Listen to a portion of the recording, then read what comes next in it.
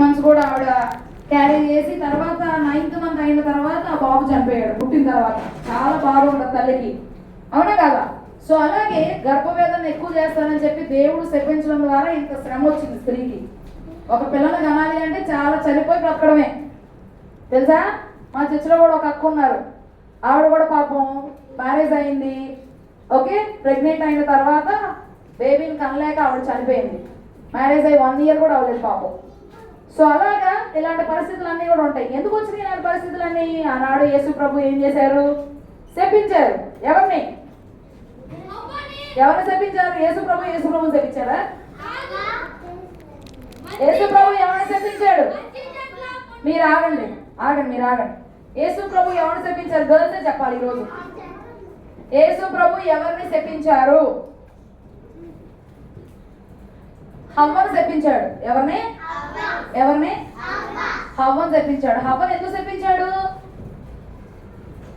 తినొద్దన్న పండు తింద కాబట్టి. ఎందుకు శపించాడు? ఏమని శపించాడు? నువ్వు ప్రయాసపడి వేదన పడి పిల్లలు అంటావు అని చెప్పించాడు. ఎవరు చెప్పించారు? యేసయ్య ఎవరు చెప్పించాడు?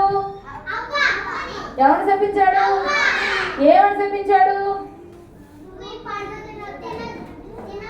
పండు తిన్నావు కాబట్టి నువ్వు ప్రయాసపడి వేదన పడి ఎవరిని అంటావు అని చెప్పాడు అనమాట. సో అతను నిన్ను ఏలను. మరి అమ్మ నానేం చెప్తా మాట వినాలా వినొద్దా?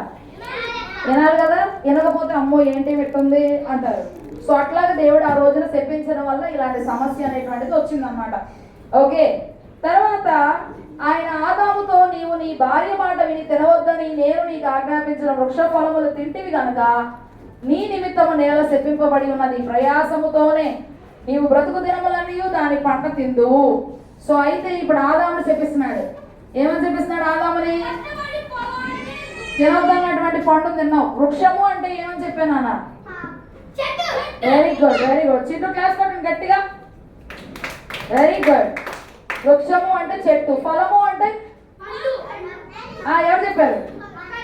ఫలము అంటే పండు. ఫలము అంటే పండు.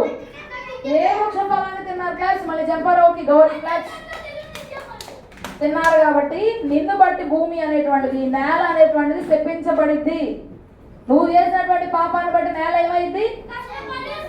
శపించబోత. మళ్ళీ లెక్కలు వేసుకొని ఎన్ని బస్తాలు పడినాయో చూసుకొని మళ్ళీ దాన్ని మిల్లుకి తీసుకెళ్ళి మిల్లుకి వెళ్ళిన తర్వాత ఆ ధాన్యం అంతా కూడా పైన పొట్టంతా తీసేస్తారు. తీసేసి ఆ పాలిష్ చేసిన బియ్యం మనం తింటాం. ఎక్కువ పాలిష్ చేయని బియ్యం రేషన్ బియ్యం. ఓకే, కానీ రేషన్ బియ్యం తింటేనే మనకు అన్ని విటమిన్స్ వస్తాయి తెలుసా? తింటున్నారు ఎవరైనా? Very good. రైబోఫ్లేవిన్ అనేటువంటి ఒక విటమిన్ ఉంటుంది దాని మీద. సో ఆ బియ్యం మీద ఉన్నటువంటి ఆ పొర అనేటువంటిది చాలా మంచిది.